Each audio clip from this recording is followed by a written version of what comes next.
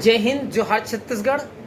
आज रात के भारतीय सेना ह आतंकवाद और आतंकवादी मन ला खत्म करे खातिर पाक अधिकृत कश्मीर के संगे संग पाकिस्तान के भीतरी जाके जिन एयर स्ट्राइक करके सबे आतंकवादी ठिकाना ला और आतंकवादी मन ला नेस नाबूद करे बर जिन एयर स्ट्राइक के माध्यम से हमला करे है, बहुत सफल हमला हो है। एक बार बहुत बहुत भारतीय सेना ला बधाई देवत हूँ। पहलगाम में जिन आतंकवादी मन भारत के निर्दोष और निहत्था नागरिक ऊपर आतंकवादी हमला करके गोली चला के देश में धर्म के नाम में लड़वाए के जिन प्रयास कर रही से बे, वो प्रयास ला आज माकूल जवाब मिले है बे। भारत के सेना ऊपर हमला नाज है, हमला गर्व है और पूरा देशवासी मन ला भरोसा है